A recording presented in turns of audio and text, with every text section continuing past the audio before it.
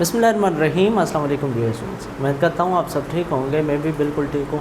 आज हम किसास पढ़ेंगे। किसास में जो पीपीसी में जो भी किसास से रिलेटेड सेक्शंस हैं वो आज हम पढ़ेंगे। 304 से स्टार्ट करेंगे। 304 सबसे पहले हम ये पढ़ेंगे कि किसास प्रूफ कैसे करते हैं, एविडेंस कौन सी ज़रूरत है वो आज हम पढ़ेंगे। उसके बाद कौन से केसेस में, कौन से सर्कमस्टेंसेस में कत्ल आमद नॉट लायबल टू किसास है। उसके अलावा हम पढ़ेंगे कि कौन से सर्कमस्टेंसेस में कत्ल आमद में जो किसास आता है वो नॉट इन्फोर्सेबल है, लायबल तो है लेकिन इन्फोर्सेबल नहीं है। इसके अलावा फिर वेवमेंट ऑफ राइट ऑफ किसास और कंपाउंड जो राइट ऑफ किसास होता है उसके बारे में भी पढ़ेंगे। स्टार्ट करते हैं सेक्शन नंबर 304 से, जो कि है प्रूफ। अब प्रूफ कौन सी ज़रूरत है? दो किस्म के प्रूफ ज़रूरत है जिससे किसास प्रूव हो जाता है। First, confession. कन्फेशन के बारे में ये याद रखिएगा कि कन्फेशन जो है वो ट्रू होना चाहिए, वॉलंटरली होना चाहिए। अगर ट्रू या वॉलंटरली कन्फेशन नहीं है तो फिर उसमें किसास नहीं एप्लीकेबल। ठीक है जी। उसके अलावा ये याद रखिएगा जो कन्फेशन है वो कॉम्पिटेंट कोर्ट के सामने दिया जाए। ऐसा नहीं कन्फेशन वो करे पुलिस के सामने। कन्फेशन किसी भी सूरत जो है वो काबिल कबूल नहीं है। जो मजिस्ट्रेट होता है या जो भी कॉम्पिटेंट कोर्ट है उसके सामने ट्रू ऑन वॉलंटरली कन्फेशन दे तो उसमें भी किसास आ सकता है। उसके अलावा जो सेकंड सिचुएशन है वो है आर्टिकल 17 ऑफ QSO। उसके मुताबिक एविडेंस आ जाए, विटनेसेस आ जाए तो इस सूरत में भी किसास जो है उसके प्रूव हो जाएगा। ठीक है जी। अब हम चलते हैं इन दोनों सेक्शंस की तरफ। नॉट कत्ल आमद नॉट लायबल टू किसास। सेकेंडली कत्ल आमद के वो सर्कमस्टेंसेस जिसमें किसास इन्फोर्स नहीं हो सकता। ये दोनों में फ़र्क है। देखें, इसमें किसास एप्लीकेबल ही नहीं है, मतलब कि लायबल है ही नहीं। ठीक है, इसमें है तो सही लेकिन इन्फोर्स नहीं हो सकता। इन्फोर्स नहीं होगा तो ये दोनों में फ़र्क है। दोनों में तीन सर्कमस्टेंसेस ऐसे हैं जिसमें एक में लायबल नहीं होगा, दूसरे में इन्फोर्स नहीं होगा क्या, किसास। उसको पढ़ते हैं। सबसे पहले आप देखें कि ए में लिखा हुआ है माइनर या इंसेन। जब भी ऑफेंडर माइनर हो या फिर इंसेन हो तो इन सूरतों में जो है वो कत्ल आमद लायबल टू किसास नहीं है। किसास में उससे सज़ा नहीं आ सकती क्योंकि जो भी ऑफेंडर है वो माइनर है या इंसेन है। लेकिन ये याद रखिएगा, अगर कोई ऑफेंडर किसी माइनर को या किसी इंसेन को अपने साथ मिला लेता है और कहता है कि ये भी मेरे साथ है, ये भी ऑफेंडर है, ये बच जाएगा तो मैं भी बच जाऊंगा किसास से, तो ऐसा नहीं है। जो ऑफेंडर इंसेन है, जो भी माइनर है, वो तो बच जाएगा किसास से, लेकिन उसके अलावा जो उसके साथ भी अगर मैच्योर है और सेन ऑफेंडर है तो उसको कोई इफ़ेक्ट नहीं पड़ेगा, उसे किसास एप्लीकेबल है। Secondly,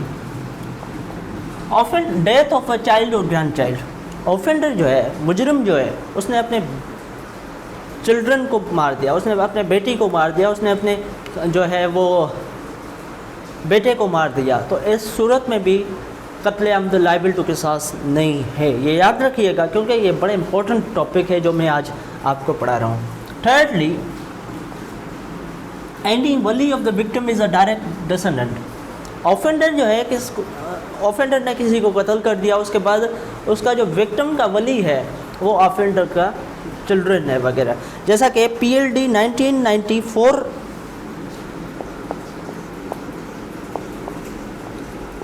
supreme court 885। अब इसमें लिखा हुआ है, इसमें क्या था, सर्कमस्टेंसेस कहते हैं हस्बैंड ने अपने वाइफ को मार दिया और उसका जो वली बचा वो बचा था माइनर डॉटर। तो इस सूरत में कोर्ट ने कहा कि किसास एप्लीकेबल नहीं है, किसास यहाँ पे नहीं हो सकता। ठीक है जी, ये याद रखिएगा, ये बड़ा इंपॉर्टेंट टॉपिक्स हैं। उसके बाद हम आ जाते हैं, अच्छा वन थिंग, अगर किसास एप्लीकेबल नहीं है, लायबल टू किसास नहीं है, तो फिर उसमें सज़ा कौन सी आएगी? जी सज़ा उसमें बिल्कुल आएगी, और 308 के तहत सेक्शन के तहत सज़ा आएगी, वो मैं आपको समझाता हूँ, बताता हूँ, लेकिन उसके पहले मैं आपको ज़रा ये समझा दूँ। किसास नॉट इन्फोर्सेबल, किसास इन्फोर्स नहीं हो सकता। इन्फोर्स जैसे कैसे नहीं हो सकता, एक एग्जांपल इसको मैं बता देता हूँ। सर्कमस्टेंसेस फर्स्ट जो यहाँ पे लिखा हुआ है, ऑफेंडर डाइज। अब जिसको किसास आनी है वो ही मर गया है, उसकी डेथ हो चुकी है, अब आप किसास कैसे इन्फोर्स कराएंगे? तो इस सूरत में किसास इन्फोर्सेबल नहीं है। सेकेंडली, एनी वली जो कि कंपाउंड कर देता है राइट ऑफ किसास को या फिर वेव कर देता है, लेकिन ये याद रखिएगा कि वो वॉलंटरली वो उसे वेव कर देता है या कंपाउंड कर देता है, तो फिर इस सूरत में भी किसास इन्फोर्सेबल नहीं है। और बकाया जो एक से ज़्यादा अगर वली हैं और एक वेव कर देता है या कंपाउंड कर देता है, तो बकाया जो है उसको अपना शेयर मिलेगा दियत में, ठीक है। और अगर कोई क्वेश्चन, देखें मैं आपको बताते जा रहा हूँ, और इसके अलावा अगर आपको कोई क्वेश्चन हो तो आप कमेंट बॉक्स में मुझे कमेंट कीजिए, मैं इंशाल्लाह आपको ज़रूर इसका जवाब दूंगा। थर्ड, अब थर्ड क्या है? राइट ऑफ किसास devolves on offender as the result of death of वली। ऑफेंडर ने किसी को कत्ल किया, उसका विक्टिम का जो वली था, अब वली की भी डेथ हो गई। अब वली की जो डेथ हुई है तो वो जो राइट ऑफ किसास है वो डिवॉल्व होके ऑफेंडर के ऊपर आ गया है। अब वो ऑफेंडर मुजरिम भी खुद है और वली भी खुद है, अब ऐसे तो नहीं हो सकता, तो इस सूरत में भी किसास जो है इन्फोर्स नहीं हो सकता। इसमें एक दूसरी कंडीशन भी है, जो राइट ऑफ किसास है वो डिवॉल्व होती है on a person who has no right of किसास अगेंस्ट द ऑफेंडर। जैसा कि ऑफेंडर के बच्चे के ऊपर राइट जो है राइट ऑफ किसास डिवॉल्व हो जाती है। क्या बच्चा जो है वो अपने ऑफेंडर जो बाप है उससे किसास ले सकता है? नहीं ले सकता, तो इस सूरत में भी किसास इन्फोर्सेबल नहीं है, ठीक है जी। अब इसमें मैं आपको एक एग्जांपल भी देना चाहता हूँ बुक से ही, ये आप देखिएगा। अब बुक में आप देखिएगा सेक्शन 307 खोलिएगा, उसका इलस्ट्रेशन नंबर 2। अब इलस्ट्रेशन नंबर 2 में क्या लिखा हुआ है? B kills Z. जेड कौन है जी? जेड है उसका मतलब कि हस्बैंड का ब्रदर, उसको वो मार देता है। उसके बाद Z has no legal heir except A. लेकिन जेड का जो है लीगल हियर कौन है? जेड का लीगल हियर जो ऑफेंडर है उसका हस्बैंड है। अब हस्बैंड की डेथ हो जाती है, ठीक है जी। हस्बैंड तो बिल्कुल अपने वाइफ से किसास ले सकता है, लेकिन अगर हस्बैंड की ही डेथ हो जाती है तो फिर उसका जो राइट है ऑफ किसास है वो डिवॉल्व हो जाता है उसके सन के ऊपर। अब सन अपने माँ से किसास तो नहीं ले सकता, तो इस केस में भी किसास इन्फोर्सेबल नहीं है, ठीक है जी। अब हम आ जाते हैं सेक्शन नंबर 308 में, जो कि मैंने आपको बताया था कि अगर किसास इन्फोर्सेबल नहीं है, अगर इन्फोर्सेबल नहीं है तो फिर सज़ा कौन सी आएगी, जो वो मैं आपको बता देता हूँ। 308। अब इसका टाइटल क्या है? पनिशमेंट इन कत्ल अम्द नॉट लाइबल टू किसास। अगर किसास लाइबल टू किसास नहीं है तो फिर उसमें सज़ा कौन सी आएगी जी? सज़ा आएगी, अगर यहाँ पे लिख रहा है कि where an offender guilty of qatl amd is not liable to qisas under section 306 और qisas is not enforceable under clause C, ये वाला ऑफ सेक्शन 307 ही shall be liable to diyat, उसको दियत मिलेगा, ठीक है जी। अगर उसने क्या किया कि लाइबल टू किसास नहीं है कत्ल अम्द, या फिर इन्फोर्सेबल नहीं है अंडर क्लॉज सी, तो इस सूरत में दियत मिलेगा। और उसके अलावा अगर जो ऑफेंडर है वो माइनर है या इंसेन है तो उसकी प्रॉपर्टी से दियत काटा जाएगा या उस पर्सन से लिया जाएगा जो कि कोर्ट डिटरमाइन करेगी। अब देखें, माइनर या इंसेन जो है उसने कत्ल किया, लेकिन उस हालत में जब उन्होंने कत्ल किया, माइनर थे या इंसेन था, उसको ये पता था एटलीस्ट कि जो इसके कॉन्सिक्वेंसेस क्या होंगे, मुझे जेल जाना पड़ेगा, ये मर जाएगा, मैंने जो एक्ट किया इससे ये मर जाएगा और उसका मुझे जेल जाना पड़ेगा। तो इस सूरत में कोर्ट इसे 25 साल तक की ताज़ीर में सज़ा दे सकती है, ये आप याद रखिएगा। उसके अलावा अगर किसास जो है वो enforceable not enforceable under clause C, तो इस सूरत में अगर ऑफेंडर के अलावा भी कोई वली है तो फिर क्या होगा जी, उसे लाइबल टू दियत होगा। अदरवाइज़ अगर कोई भी वली नहीं है अदर देन ऑफेंड है तो इसको भी सज़ा आएगा, 25 साल तक की सज़ा इसको भी आएगी अगर कोई वली नहीं है अदर देन ऑफेंड है। उसके अलावा सेक्शन 308 कहती है कि अगर कोर्ट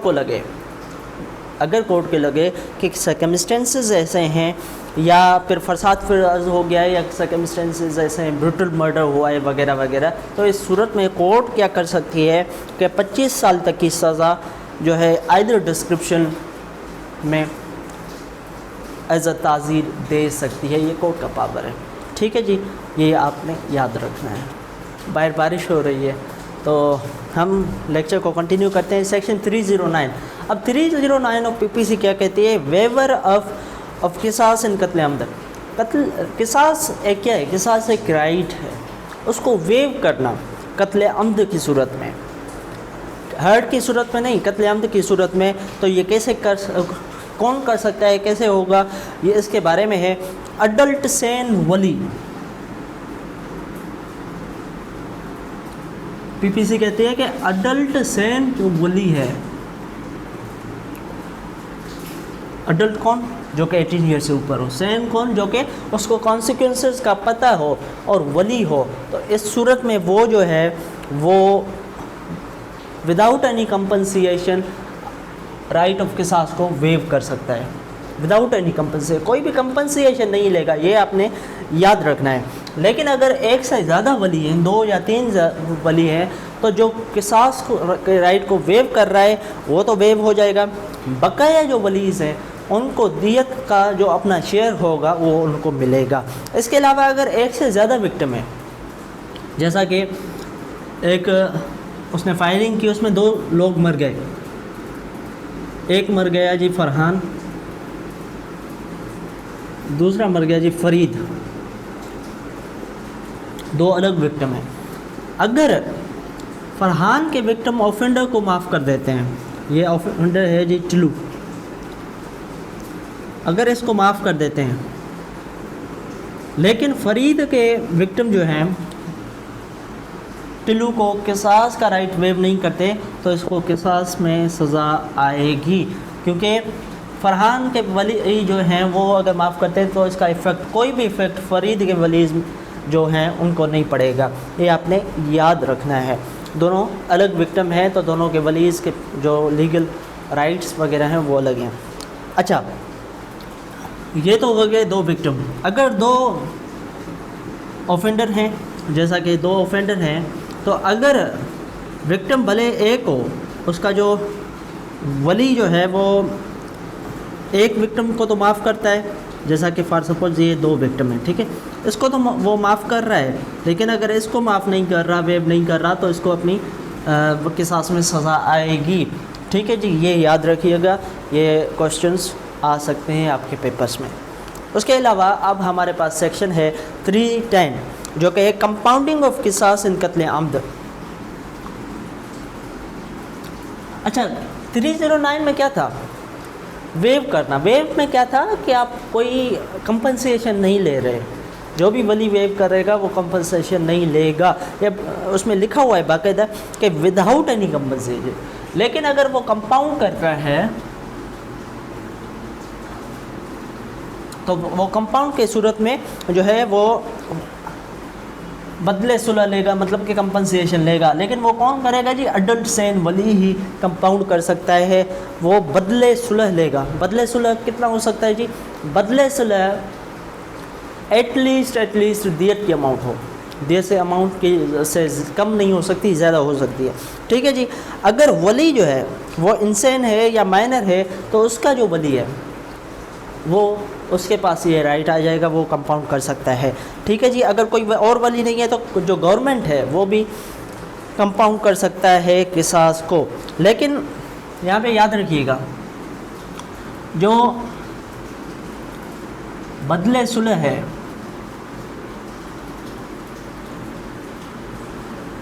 अगर ये डिटरमाइंड नहीं है at the time of compound of right of qisas, तो फिर ये कितनी होगी जी, दियत होगी। या ये ऐसी कोई प्रॉपर्टी रखी गई जिसकी वैल्यू जो है वो अनसर्टेनेबल है, वो डिटरमाइन नहीं हो सकती, तो इस सूरत में भी दियत ही बदले सुलह होगी, ये आपने याद रखना है।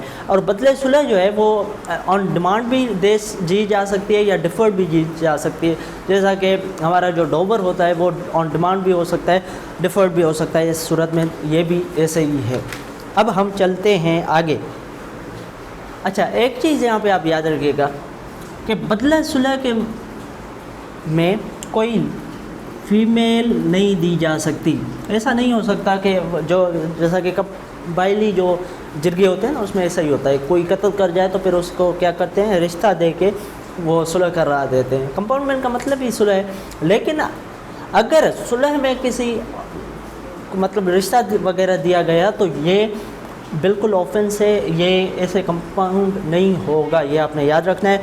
और ये बाकायदा ऑफेंस है। 310A जो सेक्शन है वो इसके मुताबिक इसको मतलब कि पनिश करता है। Punishment for giving a female in marriage और अदरवाइज इन बदले सुलह वनी और सवारा, तो ये ऑफेंस है, ये आप याद रखिएगा। अब हम चलते हैं 311 में। अब 311 क्या है, ताज़ीर आफ्टर वेवर और compounding of right of qisas in qatl amd. अगर राइट ऑफ किसास वेव भी हो गई है या फिर कंपाउंड हो गई है तो फिर ताज़ीर में जो है कोर्ट सज़ा दे सकती है। अगर कोर्ट समझती है कि फसाद फिल अर्ज़ है, फसाद फिल अर्ज़ है, ब्रूटल मर्डर है, तो अगर इसको छोड़ा जाए तो ये हार्मफुल होगा सोसाइटी के लिए, तो इस सूरत में जो है कोर्ट ताज़ीर में सज़ा दे सकती है जी। ताज़ीर में इवन डेथ भी दे सकती है, डेथ भी दे सकती है, इम्प्रिजमेंट फॉर लाइफ दी जा सकती है या 14 साल तक की इम्प्रिजमेंट भी दे सकती है। लेकिन अगर प्रीटेक्स्ट ऑफ ऑनर में कत्ल अमद हुआ है तो फिर लाइफ इम्प्रिजमेंट देना लाजमी है। एक तो हो गया फसाद फिल अर्ज़। फसाद फिल के अर्ज़ के अलावा अगर 5 वली हैं उनमें से सिर्फ 3 वली जो है वो वेव कर देते हैं या कंपाउंड कर देते हैं, 2 वली जो हैं वो नहीं करते, तो इस सूरत में भी ताज़ीर में सज़ा आ सकती है। उसके अलावा अब हम चलते हैं 312 में। 312 में क्या है कि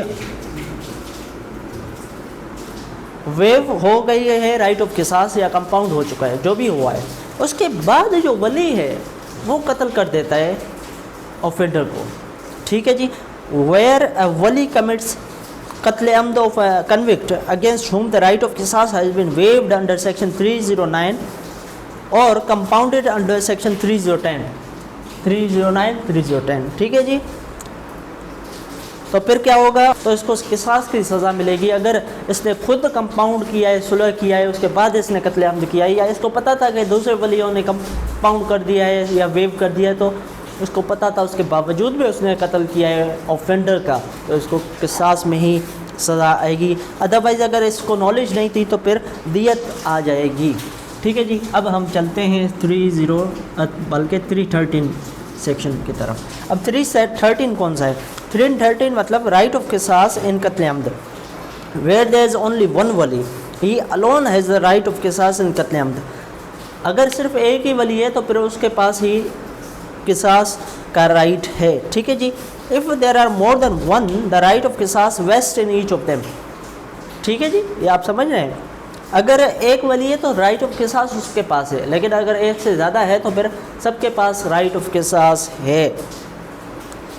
if the victim has no wali the government shall have the right of qisas. अगर विक्टिम के पास वली नहीं है, किसी से ऐसे लावारिस को किसी ने कत्ल कर दिया है, तो फिर गवर्नमेंट जो है उसके पास राइट ऑफ किसास होगा। या विक्टिम के पास माइनर के सवा या इंसान के सवा कोई वली नहीं है, तो फिर इंसान या माइनर का जो फादर होगा या उसका जो भी पैटर्नल ग्रैंडफादर होगा, तो उसके पास राइट ऑफ किसास होगा on the behalf of minor wali या इंसान वली। ये आपने याद रखना है, ठीक है जी। अच्छा, माइनर या इंसान जो वली है उसके पास फादर या पैटर्नल ग्रैंडफादर नहीं है, तो फिर जो है गवर्नमेंट वली होगी। अच्छा, अब हमारे पास सेक्शन है 314 जो कि है एग्जीक्यूशन कैसे की जाए किसास की। इन कत्ल अमद, तो ये इंशाल्लाह आप नेक्स्ट लेक्चर में देखेंगे। Thank you very much. अभी बारिश भी हो रही है, मैं ज़रा जो है भी कर लूँ। थैंक यू, अल्लाह हाफ़िज़।